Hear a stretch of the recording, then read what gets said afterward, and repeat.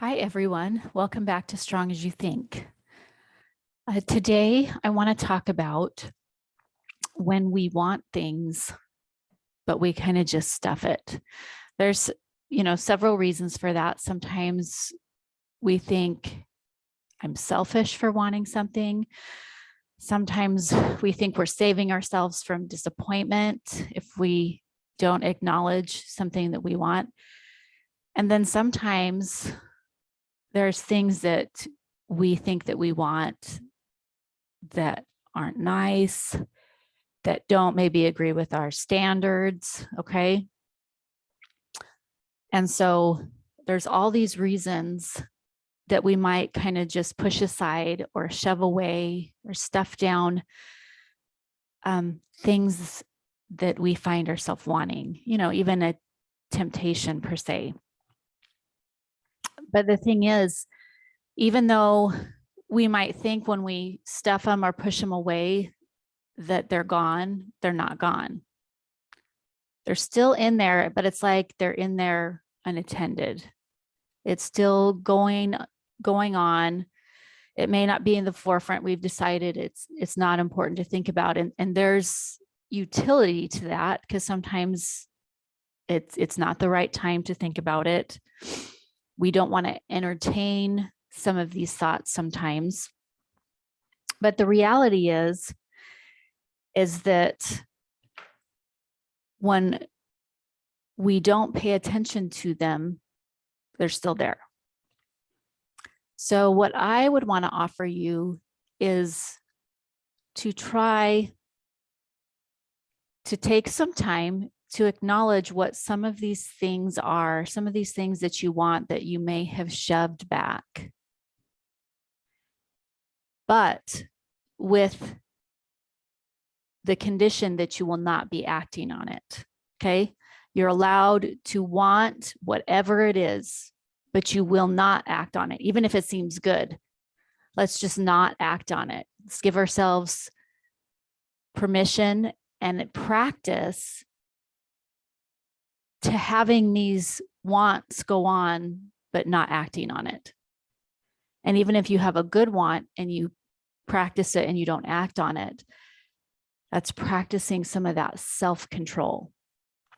So we want to have that self-control because what we want to do is we want, even if it's something that we don't like, we want to be able to find out what's going on because awareness is really one of our most powerful tools.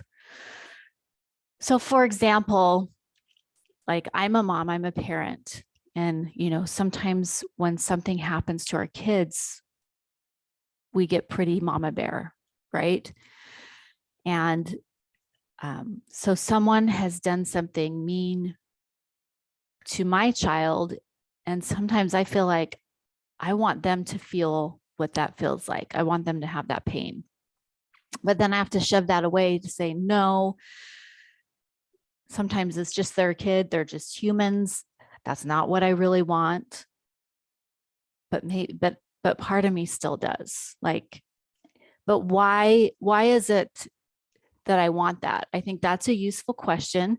When we're having wants or desires that we don't want to have, let's think about why we want it. Because a lot of times it's not just that particular thing that we want, it's what we think we're going to feel like if that happens. So if someone else feels bad after they did something bad to someone I care about, what is it that I think I'm going to feel when that happens?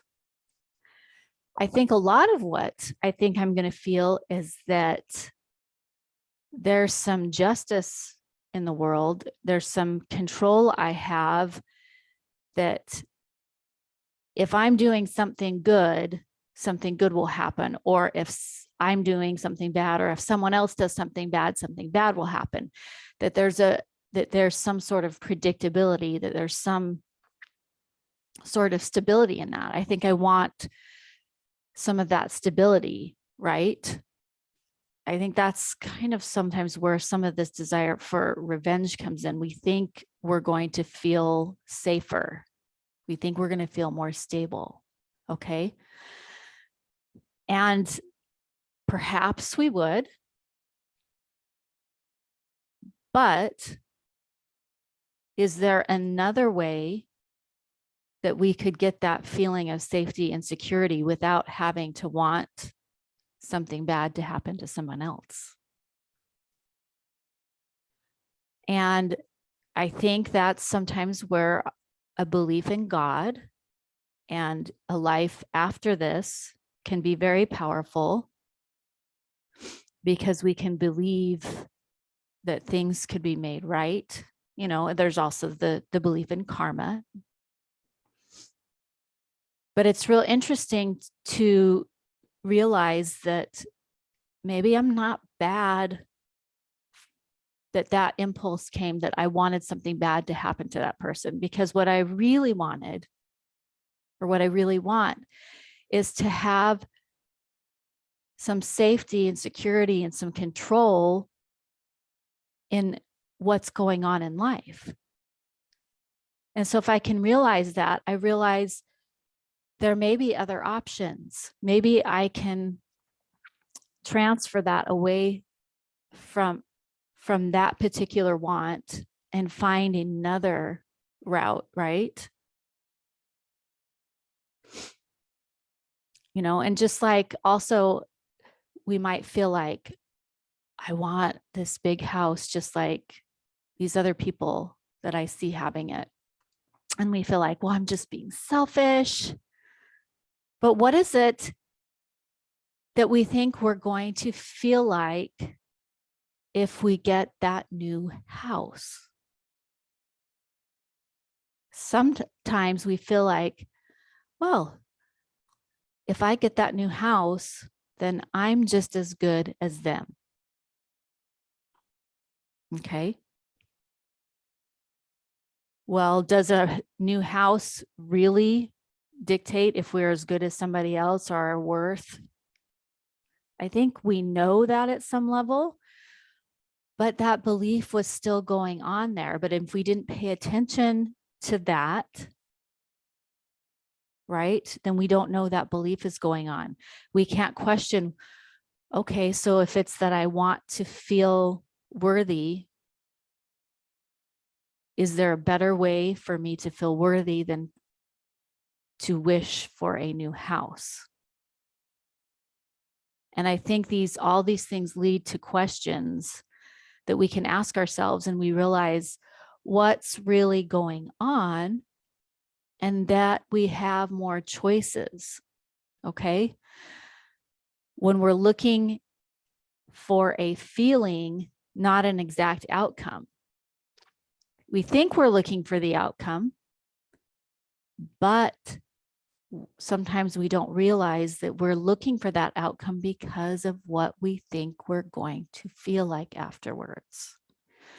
And I would challenge you, for every time you have these wants, think about it and think about, why do I want it? A lot of times you'll like have these, even physically, you'll be able to sense and feel what you think it's going to feel like. So I want you to challenge you to see if that's true. But you're going to do that. You have to give yourself permission to want these things, to go through the feelings of the want, to think about it, but not act on them. Okay? You can want whatever you want. You don't act on whatever you want. And that gives your brain permission to kind of move into that. And that is the place where you have awareness. And that's where you have choices.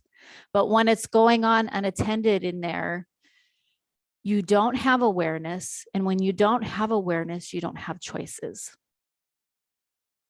You don't have choices on how you're going to act on that and how you're going to move forward. And that's sometimes when you might get upset at something, sometimes, I think a lot of us have had the experience where we get upset at something kind of triggers it.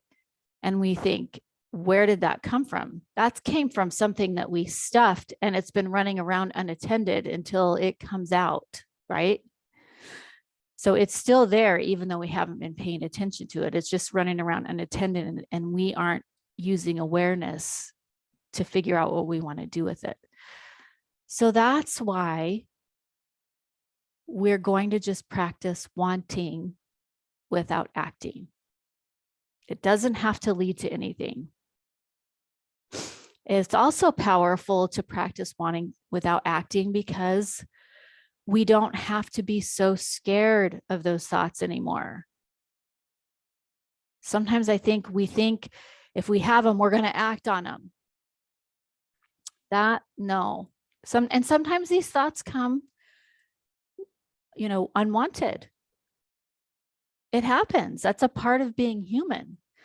But if we can practice and be more secure in the place of having the thoughts, having a temptation, having a want, but not acting on it, I think that's great practice and it's great security for you. So we want awareness and we want security and control of ourselves.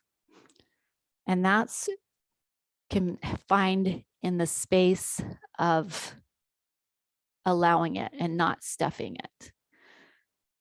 So let's work on allowing your wants. There's a lot of growth to be done there. So thank you for joining me for Strong as You Think. And if you have any questions, I'd be happy to talk with you. We can get on a free 30-minute consult, or feel free to just message me. And have a great week, and we'll see you next time. Bye.